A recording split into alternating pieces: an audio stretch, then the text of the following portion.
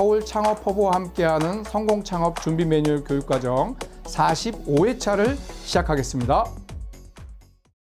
안녕하십니까.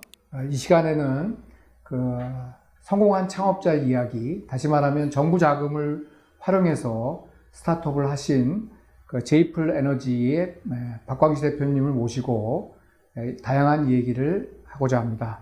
안녕하십니까? 안녕하세요. 네네. 간단하게 우리 대표님 본인 소개 좀 부탁드리겠습니다. 네, 안녕하십니까? 제이플 에너지의 박광시 대표입니다. 이렇게 뵙게 돼서 반갑습니다. 네, 제이플 에너지는 간단하게 어떤 회사인지 조금 간단하게 간략하게 좀 설명 부탁드리겠습니다. 네, 저희 회사는 2015년도 4월 달에 창업을 했고요. 대기 환경을 다루는 기술 전문 회사입니다. 대기 환경 중에서도 특히 굴뚝 배기가스로 버려지고 있고 대기 중으로 배출되고 있는 미세먼지라던가 아니면은 기후 변화의 가장 큰 요인인 CO2를 제거하고, 그다음에 여러분들도 많이 보셨을 텐데요. 굴뚝 위에서 연기처럼 피어오르는 배경을 제거하는 흰 연기 같은 거 말씀하시는 거죠? 네. 그런 기술을 갖고 활용하고 있는 친환경 벤처 기업입니다. 네. 대표님 같은 경우에는 이제 시니어 창업으로 저는 생각하는데요. 특별히 특별한 경험을 갖고 계신다고 제가 들었습니다. 취업도 2번 하셨고 또 창업도 2번 하신, 어떻게 보면 젊은 친구들한테 이런 경험들이 젊은 후배들한테 하실 얘기가 많은데요.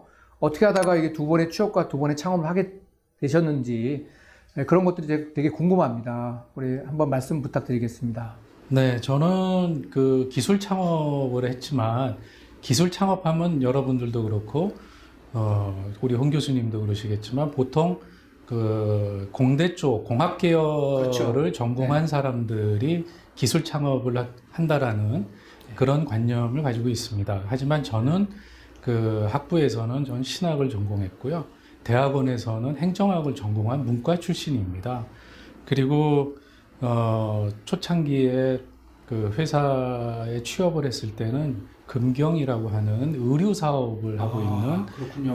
회사에 근무를 했고요. 부서는 기획조정실에서 근무를 했었습니다.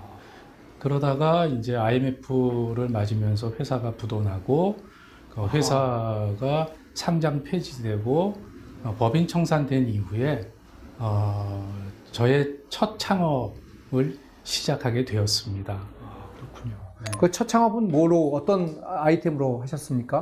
첫 창업의 계기가 됐던 거는 제가 근무했던 전 회사에 아이템이 하나 있었습니다.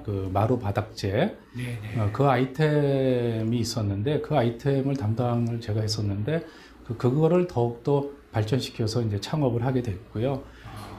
국내의 건자재 시장의 메이저급인 모 회사와 저희가 독점 계약을 맺어서 안정적인 매출을 발생시키고 회사를 유지해 왔습니다만, 그 회사가 계약을 위반하는 바람에 저희가 소송을 제기했고요. 소송에서 승소를 했지만 나중에 이제 저희가 폐업을 하게 된 그런 좀 아픈 그런 경험이 있습니다. 그러면 지금 이제 마루 이렇게 공장을 하시다가 환경 사업 아이템으로 이렇게 간 거는 제가 보기에 저는 연관성이 없어 보이는데 어떻게 이 환경 쪽 이런 기술 창업을 하시게 된 어떤 계기라든가 이런 게 있으셨습니까? 네.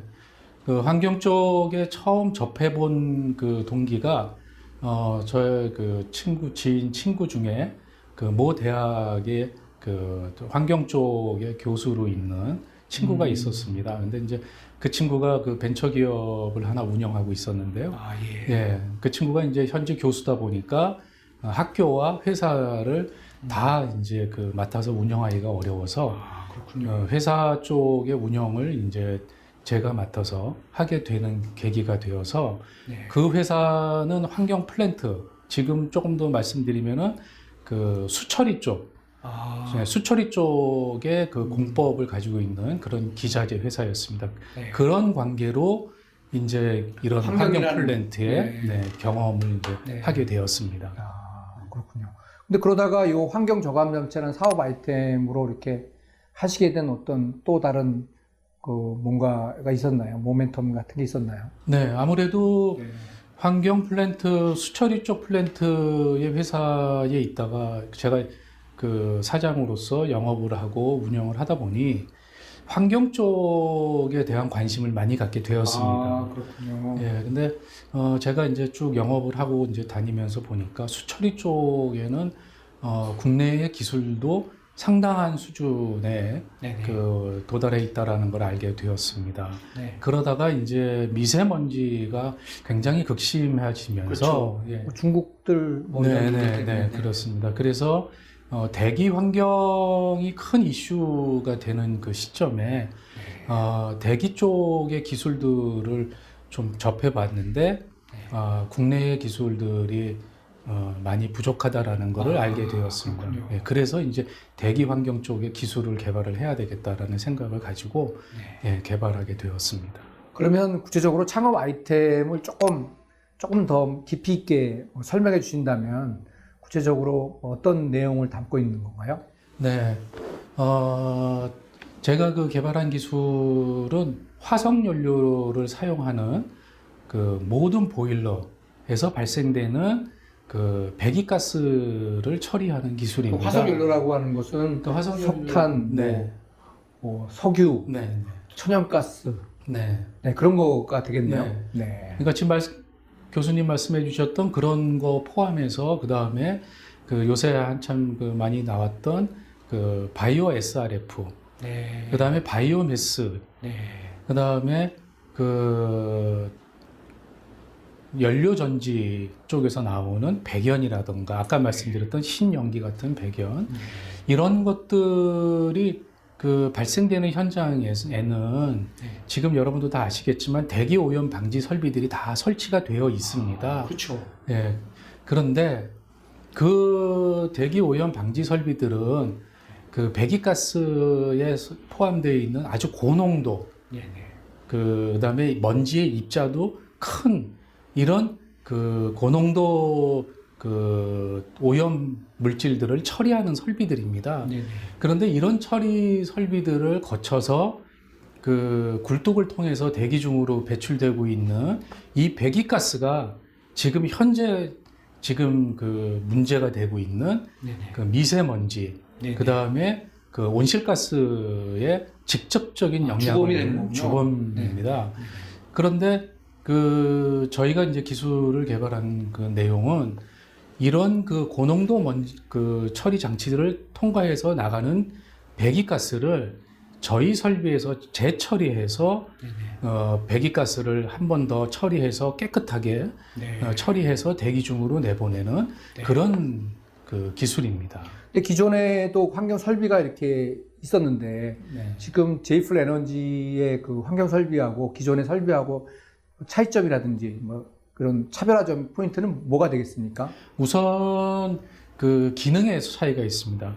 기존의 그 환경 설비들, 특히 고농도 그 오염 물질을 제거하는 설비들은 목적이 하나 내지 두 개 정도, 두 개도 아마 거의 없을 겁니다. 대부분이 하나의 그 물질을 제거하는 그런 설비들 위주로 되어 있지만 저희 설비는 그 복합적인 그 오염 물질들을 제거하는 복합적인 처리 기술이고요. 그 다음에 기존의 그 고농도 처리 장치들과는 개념이 좀 다릅니다.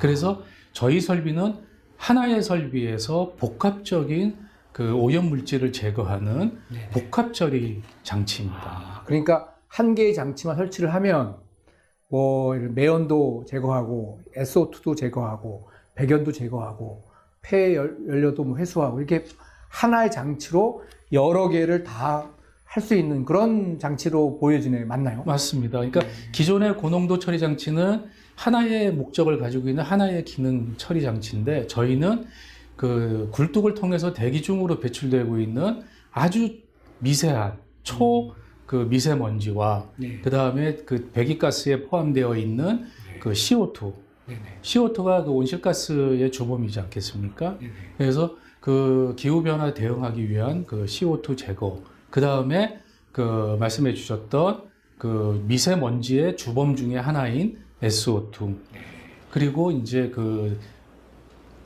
굴뚝으로 버려지고 있는 마지막 단계의 그 폐열들이 많이 있습니다.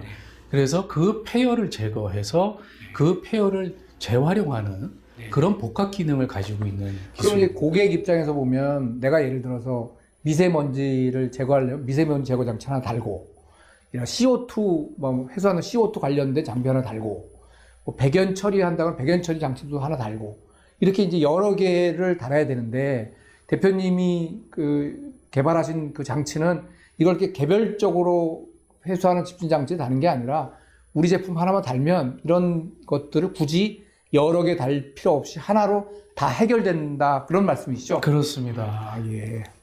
잘 알겠습니다. 대표님은 좀 전에 말씀드린 것 중에 그 시니어로 이렇게 기술 창업을 또 하셨잖아요. 네. 그리고 아까 말씀드린 것처럼 뭐 문과 출신이었는데, 네. 이런 이제 그 이런 거 기술 개발을 하고 난 이제 후에 이런 그 기술 창업 관련해서는 그분들한테 좀 어떻게 좀 이렇게 교훈적으로 좀 얘기할 수 있는 뭐 어떤 내용이 있을 것 같은데, 그런 그 문과생이라든지 아니면 공대생이라 하더라도 내가 기술 창업을 할 수 있다는 어떤 뭐 모델이 되셨는데, 그런 젊은 친구들한테 좀 좋은 교훈적인 말씀 있으시면 한 말씀 부탁드리겠습니다. 그 기술 창업이라고 하는 것은 전문적인 기술이 전제가 돼야 됩니다. 근데 전문적인 기술은 학교에서 공부한 것, 그 다음에 사회에 나와서 경험한 것만 가지고 전문적인 기술로 전부 다 얘기할 수는 없을 것 같습니다. 물론 그 학교에서 배운 전문 지식도 굉장히 중요하죠. 그게 있으면 더 좋죠. 하지만 그게 없다 하더라도 그 본인이 관심을 갖고 있는 분야, 이런 분야에 그 집중을 해서 관심을 갖고 열심히 연구하고 조사하고 공부하다가 보면 문과생도 또 아니면 그 공학을 전공한 타 분야의 공학을 전공한 사람들도 충분히 그 기술을 개발할 수가 있을 것 같다고 저는 생각을 하고 있고요. 중요한 포인트를 말씀하신 것 같네요. 자, 이제 오늘 그 제이플 에너지 박 대표님으로부터 간단한 이제 설명을 들었고요. 자, 이번 차시는 이 정도로 마무리하고 다음 참시에 또 뵙겠습니다. 네, 수고하셨습니다.